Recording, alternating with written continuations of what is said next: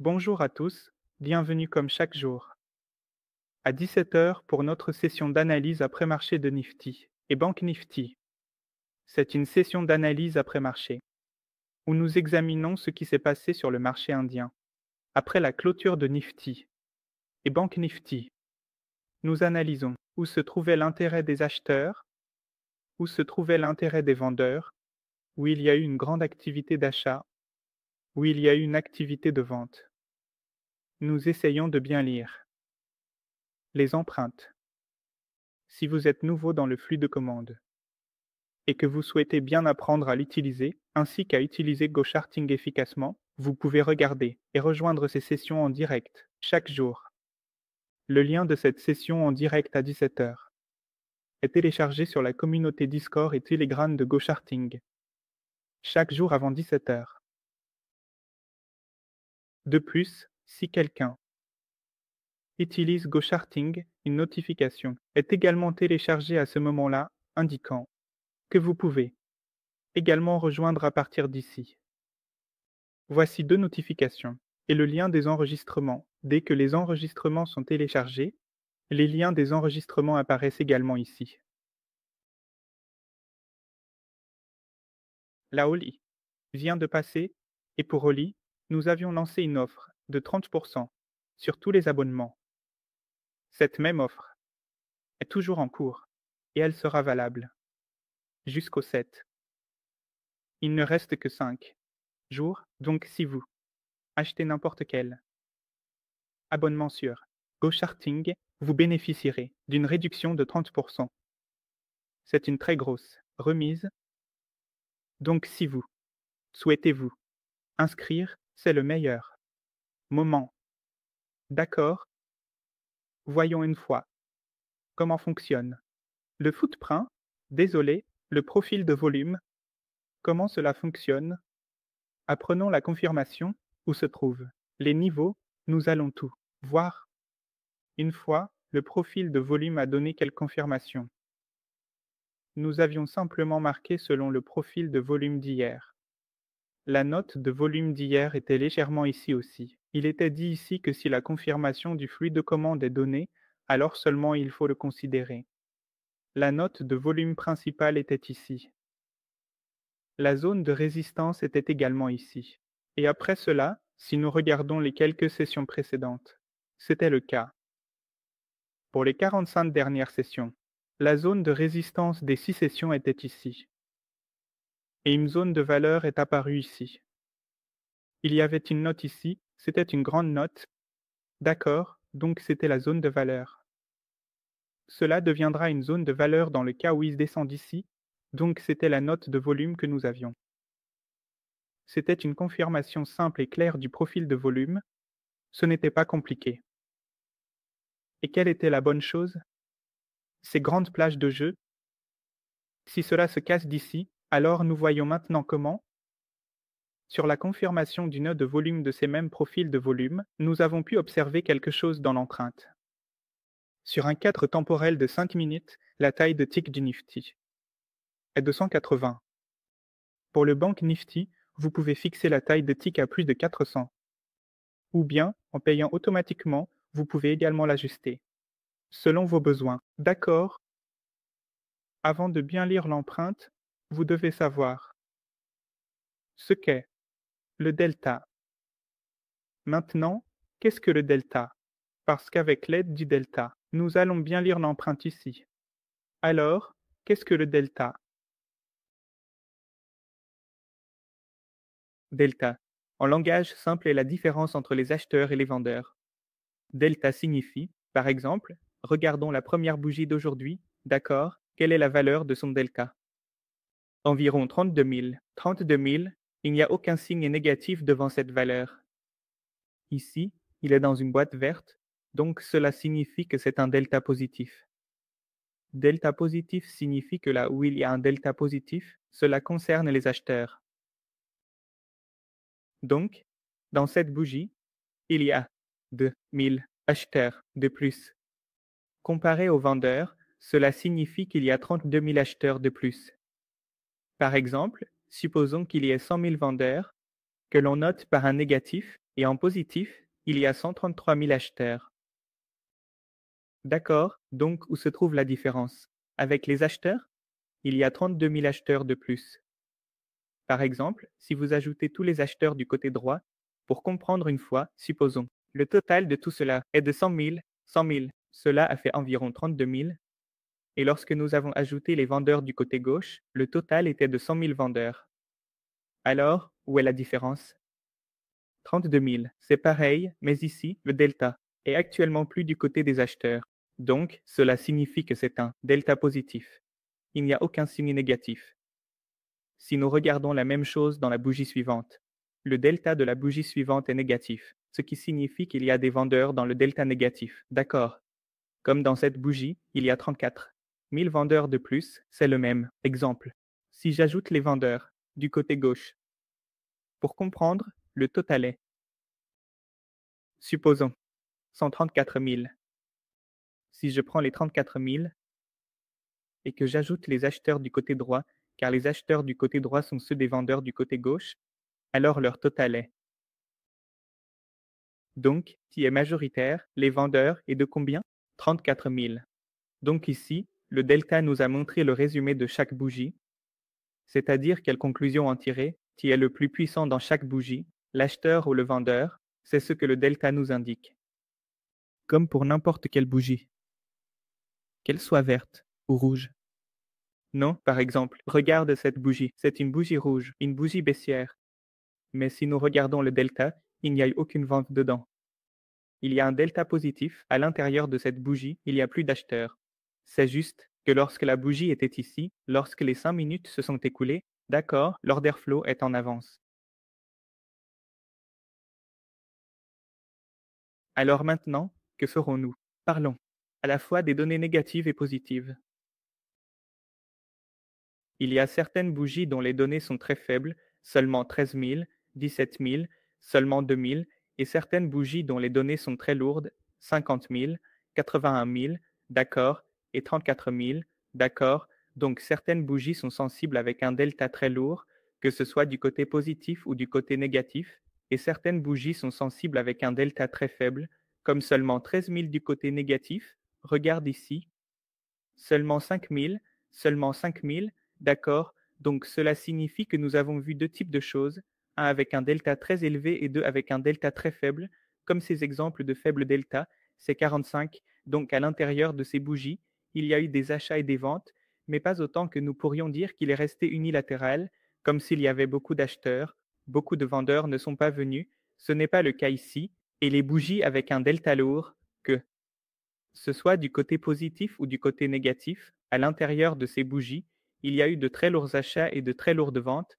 et là où il y a de lourds achats et de lourdes ventes, c'est là que l'on peut saisir un mouvement du marché, on peut voir certains mouvements, ce sont ces points où il y a de gros achats et de grosses ventes, où nous pouvons dire que oui, maintenant cette chose va fonctionner comme un support ou cette chose va fonctionner comme une résistance, donc le bénéfice est là où il y a un gros delta, donc ce que nous allons faire, c'est choisir ces bougies dont le delta est au-dessus de 30, au-dessus de 35, au-dessus de 25 pour le Nifty, autour de cela, d'accord, la zone de résistance d'hier, d'accord, la probabilité qu'elle fonctionne comme une zone de support était très élevée tant que le marché reste au-dessus, d'accord, d'accord, le delta de la première bougie est toujours très élevé, mais ici, cela signifie qu'il y a eu beaucoup d'achats et de vente dans la première bougie, donc il faut toujours trader prudemment la première bougie. Qu'est-ce qu'il y a dans la première bougie? Nous avons vu le delta, il est autour de 30, donc que ferons-nous? Le delta est du côté positif. Côté positif signifie qu'il s'agit des acheteurs, il y a plus d'acheteurs, donc si dans cette bougie il y a plus d'acheteurs, nous ne lirons que du côté des acheteurs et non du côté des vendeurs, car c'est là que réside la puissance. De même, nous regarderons le delta de chaque bougie et nous les lirons en avançant. Nous pouvons également sauter la première bougie car elle est au-dessus du support. D'accord, aucune activité de vente. Une bonne confirmation car renversement peut se produire ici. Ensuite, dans la bougie suivante, quel que soit le volume qui arrive, vous pouvez dire que le marché a commencé à se stabiliser et que le volume a commencé à entrer.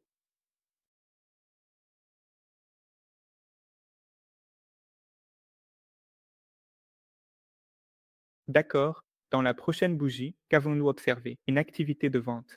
Maintenant, nous pouvons dire que oui. Toute activité d'achat ou de vente qui se produit après la première bougie se déroule dans un marché stable, car dans la première bougie, ce n'est pas stable. Nous avons observé une vente à 34. D'accord, et le delta minimum indique qu'une fois, cette vente est même allée jusqu'à 42. Qui va dans cette bougie? Le vendeur est plus puissant. De quel côté sont les vendeurs? Du côté gauche. Donc maintenant, nous allons aller du côté gauche. Et regardez l'endroit où il y a eu le plus d'activité de vente. Encore une fois, nous avons regardé le delta. Pour voir qui est le plus puissant, nous sommes allés du côté des vendeurs. Et nous allons regarder l'endroit où il y a eu le plus d'activité de vente, comme l'activité de vente à T1, l'activité de vente à 27K, l'activité de vente à 27K du côté des vendeurs. C'est l'endroit le plus puissant où la vente a eu lieu. Nous avons marqué ce niveau. Il y a eu une activité de vente, mais après cette activité de vente, qu'est-ce qui s'est passé? Le marché s'est inversé à partir de là. Donc, cela signifie que toute la vente a été absorbée par cette bougie. Dans la bougie suivante, il y a eu une bonne activité d'achat, et une bonne activité d'achat signifie. C'est une confirmation encore plus solide de la vente. L'absorption de cette bougie a été centrée par l'acheteur. Ici, et il n'y a eu aucune absorption d'achat visible. Ici, regardez ici. 27, 23, et voyez où s'est produite la plus grande activité, ici, ce qui signifie qu'il y a une confirmation de niveau 1 de la vente au-dessus du support, l'absorption a été centrée par un acheteur agressif, et maintenant, lors du retour, au moment du pullback, un delta négatif a été observé sur les deux bougies de la troisième séquence. Maintenant, que montrent ces bougies? Et c'est l'endroit où il y a eu le plus de ventes. C'était l'endroit particulier où cette vente a cassé le support, là où l'action de vente avait eu lieu la dernière fois. Non, dès que la prochaine bougie a touché ici, toutes les ventes se sont arrêtées. Dans la bougie suivante, regardez, le delta positif de 17. Encore une fois, cette bougie a cassé les zones de vente de cette bougie. Ensuite, cela a été facilement maintenu, sans aucun intérêt de vente, et nous avons observé un mouvement à la hausse, un très beau mouvement à la hausse. Encore une fois, nous lisons ces mêmes bougies dont le delta est autour de 30K. Après le delta de 30K de cette bougie, il n'y a eu aucune solide activité d'achat ou de vente observée nulle part. Un delta de 20K. Et c'est pourquoi cela a été cassé vers le haut. Voici la bougie où une activité d'achat a été observée. Un delta positif d'environ 100K. Et encore ici, un delta positif d'environ 100K.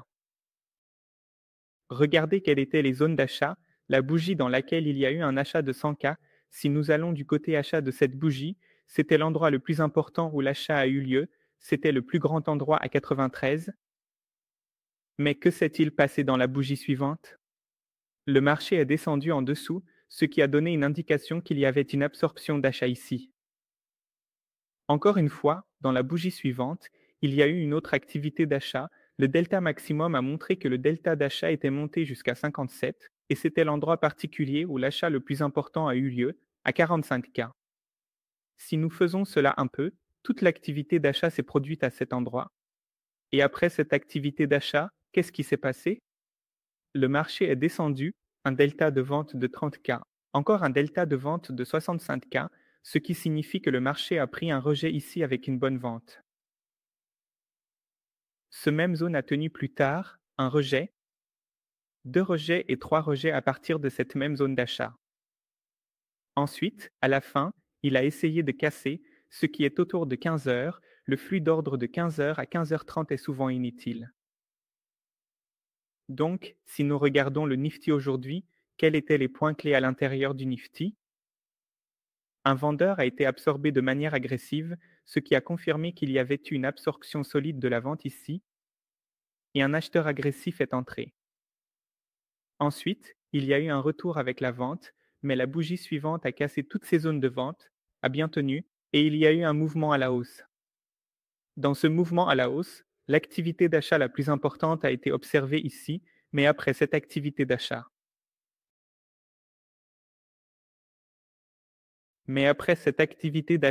le marché s'est inversé, ce qui signifie qu'il y a eu une absorption d'achat ici, il a été maintenu sur le pullback, rejeté, maintenu sur le pullback.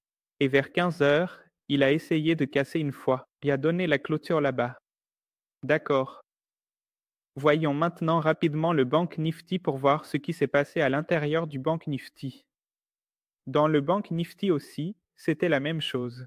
C'était la zone de VPOC d'hier, c'était la zone de VPOC d'hier. D'accord. Donc tant que cette zone n'est pas cassée, on ne peut rien attendre de baissier.